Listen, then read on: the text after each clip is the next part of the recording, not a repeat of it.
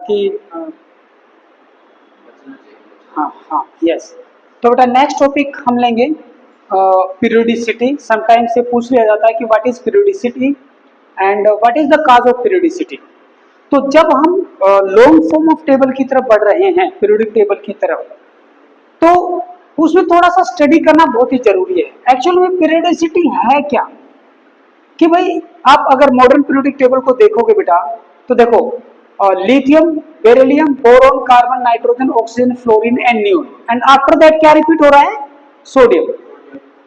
यानी कि first group में जितने भी एलिमेंट आ रहे हैं उनकी प्रॉपर्टी सिमिलर है, लेकिन लिथियम के बाद में जो सोडियम आ रहा है इट इज एक रेगुलर इंटरवल के बाद में आ रहा है, और फिर सोडियम के बाद में जब पोटासियम आ रहा है तो वो भी एक रेगुलर इंटरवल के बाद में आ रहा है। लेकिन के के बाद में जब रुबिडियम आ रहा है तो उसमें चेंज है, लेकिन के रुबिडियम के बाद में जब सीजियम आएगा तो उसका रेगुलर इंटरवल पहले वाले के साथ मैच कर रहा है, यानी कि फिर रिपीटेशन होना शुरू हो गया।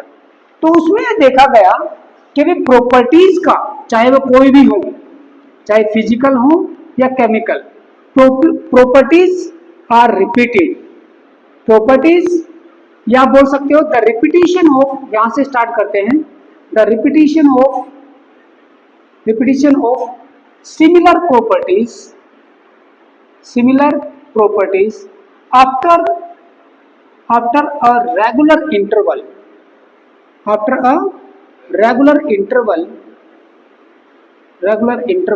कब, when elements, ये लाइन आपको जरूर लिखनी पड़ेगी, when elements are arranged in order of their increasing, yes, in order of their increasing atomic number, okay, that is capital Z, like that you can say। तो ये जो प्रॉपर्टीज रिपीट हो रही है ना, इस रिपीटेशन का होना ही पीरियोडिसिटी कहलाता है। ओके, अब एक चीज देखो, जब मॉडर्न पीरियोडिक लॉ को दिया गया है ना, मॉडर्न पीरियोडिक लॉ को जब दिया गया तो वहां पे एनालिसिस कैसे हुआ, भाई ये न्यूक्लियस है ना, इसके अंदर प्रोटॉन्स हैं, न्यूट्रॉन हैं, like that. Okay, proton and neutron. Rutherford का एटॉमिक मॉडल आ चुका था, ठीक है, बोहर का एटॉमिक मॉडल आ चुका था, उसके बाद में ये सब चीजें यहाँ पे एनालाइज कर रहे हैं लोग। और उसके बाहर जो है ना, अकॉर्डिंग टू बोहर, इलेक्ट्रॉन जो है ना रोटेट करते हैं, रिवॉल्व करते हैं around the nucleus. Okay, this is not in a plane, ऐसे भी हो सकता है, ऐसे भी घूम सकता है, कैसे भी। ओके, प्लेनरिटी के बारे में उसने नहीं बताया था बोहर ने कि वो एक प्लेन के अंदर, क्योंकि अगर प्लेन में घूमेंगे तो एटम हमारा फ्लैट होना चाहिए, लेकिन फ्लैट नहीं है, तो वो कैसे भी होंगे, लेकिन है वो सर्कुलर ऑर्बिट में, राइट। अगले वाले में 8 इलेक्ट्रॉन होंगे, लाइक दैट। तो बोहर ने क्या किया, बोहर ने ये बताया कि भाई इलेक्ट्रॉन जो ना कैसे भरे जाएंगे, 2, 8, 18, लाइक दैट, है ना, डिफरेंट ऑर्बिट में। अगर मैं ऑर्बिट में इलेक्ट्रॉन भरूं तो 2n² रूल को फॉलो करेगा, this is called Bohr-bury rule. Bohr-bury, BURY, बोहर-ब्यूरीज rule, कि भाई ब्यूरी ये दूसरा साइंटिस्ट था, यस, बोहर-ब्यूरी, या दोनों ने मिलकर दिया था उसको। तो 2, 8, 18 एंड सो ऑन चलता रहेगा। ओके, तो अब एक चीज सोचिए, कोई भी एक एटम, मान लो एक एटम है ना, ए एटम है, ये किसी दूसरे रिएक्टेंट के साथ, मान लो कि भाई उस रिएक्टेंट को मैं रिएजेंट बोल देता हूँ, है ना, रिएजेंट भी बोल सकता हूँ, या कोई दूसरा रिएक्टेंट है, जब ये एक दूसरे के पास आएंगे तो क्या उनकी न्यूक्लियस इंटरेक्ट करेगी, इस रिएजेंट की का एटम, मान लो ये बी एटम है, तो क्या जो न्यूक्लियस यहाँ छोटी सी है बिल्कुल, उसके अंदर प्रोटॉन न्यूट्रॉन है, क्या वो डायरेक्ट इंटरेक्ट करेंगे, नहीं करेंगे। एक्चुअल में ये जो इलेक्ट्रॉन जो बाहर वाले एनवायरनमेंट में है, they interact with each other, है ना, कोई इलेक्ट्रॉन देगा तो कोई इलेक्ट्रॉन लेगा। तो उस चीज में ये देखा गया, when atoms come close to each other, then क्या होता है, then electrons interact with each other. Electrons interact with each other. Okay. So electronic configuration of an atom affect the, आप दो चीजें लिख सकते हो, number of electrons and electronic configuration of an atom affect the properties. ठीक है भाई, वे कितने इलेक्ट्रॉन होंगे और वो इलेक्ट्रॉन उस एटम में कैसे भरे हुए हैं, ये चीज प्रॉपर्टीज को इफेक्ट करेगी। ठीक है, और यही से जो है ना, ये हमारा मॉडर्न पीरियोडिक लॉ का बेसिस निकलता है। ओके राइट, क्या है बेसिस? बेसिस यही है।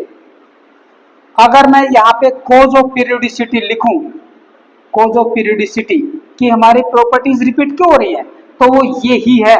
क्या है? Similar electronic configuration. Similar electronic configuration is repeated after regular interval. After regular interval कैसे भाई? देखो, अगर मैं लिथियम का लेता हूं, लिथियम का इलेक्ट्रॉनिक कॉन्फ़िगरेशन क्या है? 1s2 2s1। सोडियम का इलेक्ट्रॉनिक कॉन्फ़िगरेशन क्या है? 1s2 2s2 2p6 3s1। तो ये जो है ना, ये देखो आउटर इलेक्ट्रॉनिक कॉन्फ़िगरेशन ये वाला, ये सेम है कि नहीं? s के ऑर्बिटल में एक इलेक्ट्रॉन, s के ऑर्बिटल में एक इलेक्ट्रॉन। पोटेशियम में जब आप जाओगे तो लास्ट में क्या आएगा? 4s1। तो सिमिलर इलेक्ट्रॉनिक कॉन्फ़िगरेशन, और एक वर्ड और लिख सकते हो इवन, आउटर।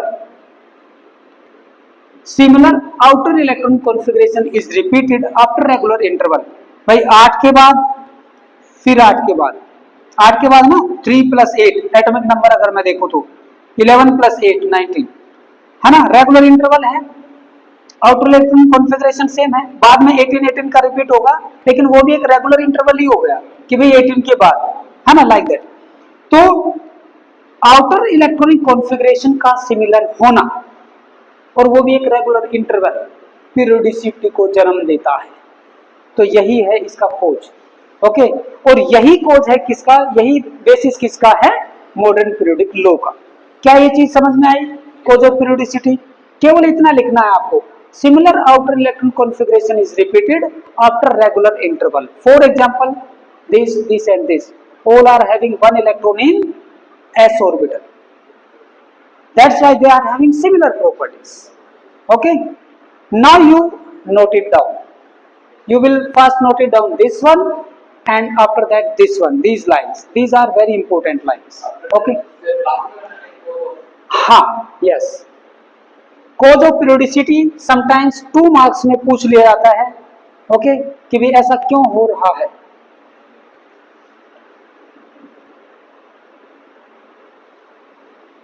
और यही बेसिकली है आपका basis of modern periodic law. Nucleus के अंदर भाई एटॉमिक मास तो प्रोटॉन और न्यूट्रॉन पे डिपेंड करता है ना, तो वो तो न्यूक्लियर प्रॉपर्टीज हो गई ना, न्यूक्लियर प्रॉपर्टीज आपके न्यूक्लियस के ऊपर डिपेंड करेंगे। ठीक है, nuclear property depends upon nuclear environment, है ना। न्यूक्लियर एनवायरनमेंट कैसा है, उसके अंदर नंबर ऑफ प्रोटॉन कितने हैं, है ना, नंबर ऑफ प्रोटॉन और number of electron, number of neutron पे डिपेंड करेंगे न्यूक्लियर प्रॉपर्टीज। हमारी केमिकल प्रॉपर्टीज इनके ऊपर डिपेंड नहीं करती हैं। तो इसलिए हमें एटॉमिक मास नंबर के पीछे जो दौड़ लगा रहे थे ना ए के ऊपर, उसको फॉलो करने की जरूरत नहीं है। बस यही चीज जो है ना बेसिस बनी आपका मॉडर्न पीरियोडिक लॉ का।